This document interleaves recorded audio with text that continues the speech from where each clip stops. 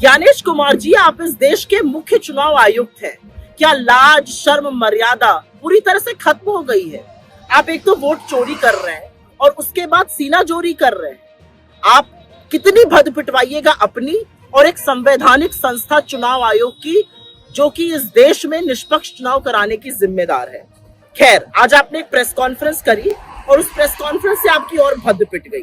कुछ चीजों का जिक्र पहले करते हैं। पहले चीज का जिक्र है, आपके पास किसी चीज का कोई जवाब नहीं है। आपसे सवाल पूछा गया, महाराष्ट्र में टोटल वोट वहां की अडल्ट पॉपुलेशन से ज्यादा कैसे है? कोई जवाब नहीं। SIR कितनी हड़बड़ी क्या थी बिहार में? कोई जवाब नहीं। 60% बिहार बाढ़ से ग्रस्त है, इतना जरूरी क्यों था SIR कराना? कोई जवाब नहीं। एक ही पते पर इतने लोग कैसे हैं? कोई जवाब नहीं। फिर आते हैं आपके कुतर्कों पर, क्योंकि मुझे समझ में नहीं आ रहा कि आपके कुतर्कों पर सिर पीटा जाए या हंसा जाए। आपका एक जबरदस्त कुतर्क, आपको सवाल पूछा गया कि वीडियोग्राफी क्यों नहीं दे सकते हैं। आप महिलाओं के पीछे छिप गए। आपने कहा हमारी माँ बहनों की प्रिवेसी का हनन होगा। अच्छा, बूथ में लगी लाइन में औरतों की जो पिक्चर या वीडियो है, उससे प्रिवेसी का हनन कैसे होगा? ये वीडियो तो टीवी दिखाता है, अखबारों में छपती है ये तस्वीरें। और ये प्रिवेसी कहाँ जाती है जब हमारी मुस्लिम बहनों के नकाब उठा उठा के आपके पुलिस कर्मी और भ्रष्ट अधिकारी देखना चाहते हैं वोट के दिन? तो महिलाओं के पीछे मत छुपिए। दूसरा, आपसे सवाल पूछा गया ये शून्य मकान कहाँ से आते हैं?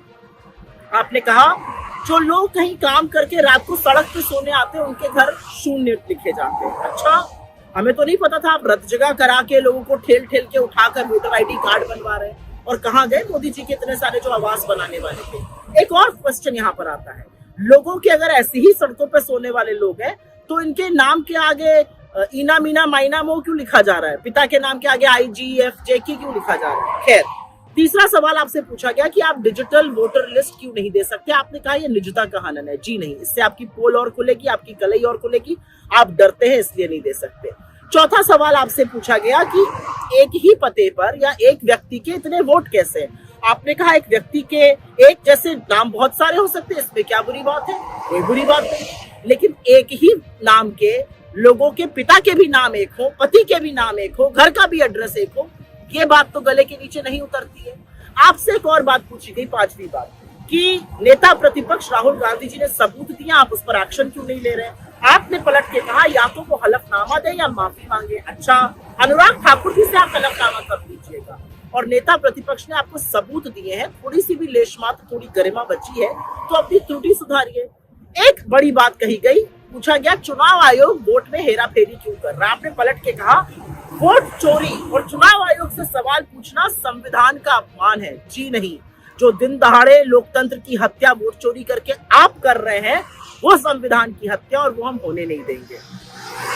तो कुछ चीजें साफ है ना, आपके पास जवाब है और कुतर्कों की एक लंबी लिस्ट है। आप अपनी नाकामी का ठीकरा राजनीतिक दलों पर फोड़ने पर आमादा है कि उन्होंने कंप्लेन नहीं करी इसलिए ऐसी लिस्ट बन गई। अरे, लिस्ट बनाना आपकी जिम्मेदारी है, निष्पक्ष चुनाव कराना आपकी जिम्मेदारी है, फ्री एंड फेयर इलेक्शन हो आपकी जिम्मेदारी है। आप कोई सरकारी खर्चे पर मौज मस्ती करने के लिए, झुनझुना बजाने के लिए, सरकार के चरण वंदन के लिए थोड़ी बैठे हैं। आज एक चीज लेकिन साफ हो गई कि मोदी जी ने चीफ जस्टिस ऑफ इंडिया को चुनाव आयुक्तों के चयन से क्यों हटाया था? क्योंकि अगर नहीं हटाते तो उनको ऐसी मनमर्जी कठपुतलियां कैसे मिलती?